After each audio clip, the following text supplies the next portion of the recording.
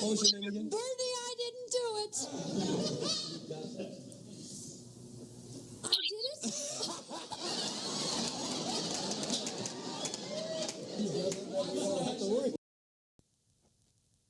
Darlie Routier, Fact and Fiction, Separating Truths from Lies in the Darlie Routier Trial.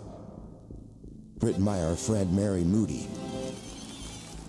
I'm putting these in video form to keep them safe and sound where people can read them when they need to refer to facts of the case. We've been through the introduction, the who's who, the Routier statements, the arrest warrant.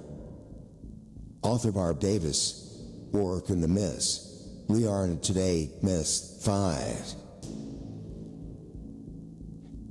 Bloody kitchen towels. Tip number 5.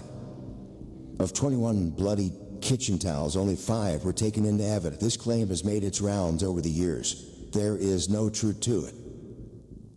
There were not 21 bloody towels at the crime scene. 21 towels, washcloths, beach towels, and dish towels were collected, the vast majority of which had no blood on them at all. For instance, the police collected 3 damp towels from the utility room, 2 towels from the basket in the utility room, 4 washcloths from the top of the stairs, and even 3 towels from the backyard spa. None of these items were connected to the actual murder. There is a rule of thumb in crime scene investigation. Collect it all and figure out what's important later. That's exactly what the police did in this case. Numerous items besides the above-mentioned towels were collected that subsequently had no link to the crime, such as cups, glasses, a cat brush, 2 baking sheets, a vacuum cleaner from the living room, and a false fingernail tip from the trash can. Colonel Van Winkle testified regarding the analysis done on the 4 towels washcloths that contained blood. Ace Exhibit 63 was a green and white plaid washcloth found on the floor in the area where Darlie stood that night. The blood on that washcloth was consistent with Darlie. Damon and Devin were excluded as contributors. Dates Exhibits 64 and 65 were 2 green and white plaid towels found outside the bathroom door in the hallway. Van Winkle was unable to get a result on these items because they contained so little blood that no amplification or banding pattern could be obtained. States Exhibit 66 was a white towel found on the front porch. The DNA types were consistent with Darlie. The blood evidence combined with witness testimony provides a fairly clear picture of how those 4 towels were used, as detailed below. Dates Exhibit 63. Waddell testified that Darlie was holding a greenish-colored rag on her neck when he arrived. Koshak testified that he'd later removed a green and white plaid rag before taking Darlie to the front porch. It's safe to say that Exhibit 63 was the washcloth near the kitchen bar and portable phone that Darlie used to call 911. The blood on it was Darlie's. States Exhibit 64 and 65. Because these 2 towels yielded no DNA results, it's unclear how they were used. However, they were found quite a distance from both boys' bodies. And Darlie testified that she put more than 1 towel on her neck. So it's more than likely that the blood was hers.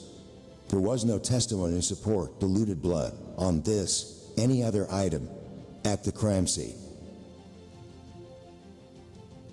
States Exhibit 66. This is the white towel that paramedic Larry Byford observed when he saw Darlie on the front porch. The blood on it was Darlie Byford. And then she had a rag. Either she was holding a rag or Koshak was holding it. It looked like a cup towel comes to mind. Dates Exhibit 87.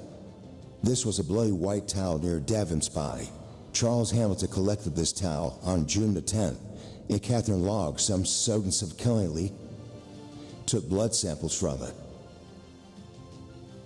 It's unclear how this towel came to be near Devin, but one thing is certain, the blood on it was not diluted in any way, which rules out the wet towel theory. Note: a supporter website which purports to give the facts of this case implies that Officer Main did think this towel was important enough to collect. The following, in italics, is what they have posted to support their claim.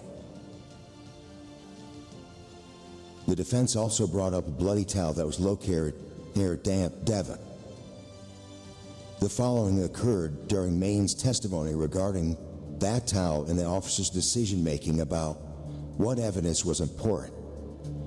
Main acknowledged that he had collected records pertaining to a headstone the family had purchased for a cat, but not the bloody towel near Devon.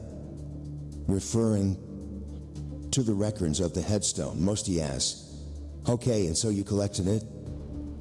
Main: "Yes, sir." Mosty: "Now, is it the same time that you're making the decision that the bloody towel by Devon is not important?" Main: "No, this was later on in the day, sir." Mosty: "This is after you have already decided that the towel was not important. You decide that the cat barrel was important." Main: "Yes, sir." Mosty: "Okay." This short exchange between Mosty and Main leads the reader to believe that Officer Main was already out to get Darlie by collecting only items that would incriminate her. Documents such as life insurance policies, wills, birth certificates, and so on, that were found next to the couch, and leaving items that might exonerate her. Towel by Devon. That is absolutely untrue. The enormous task of collecting evidence in this case was assigned to several different crime scene officers in the days and weeks following the murders. Officer Main did collect that towel, but Officer Hamilton did. Davis: "Mr. Hamilton, looking now at State's Exhibit 87, do you recognize that item, sir?" Hamilton: "Yes, I do." Davis: "Okay, is this also an item that you recovered from 5801 Eagle Drive on June 10, 1996? Hamilton: "Yes, it was recovered from the family room about 2 feet south the edge of a large glass top table." Davis: "Okay, again, you were directed to take that particular item of property into your possession." Hamilton: "I was."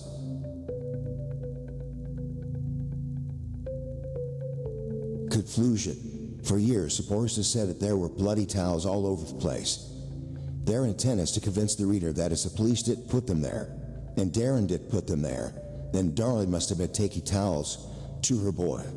But their logic is false, because there were not bloody towels all over the place. Other than the towel by Devon, there were only 4 with blood on them. 2 had Darlie's blood. The other 2 found in the hallway far from the boys were inconclusive.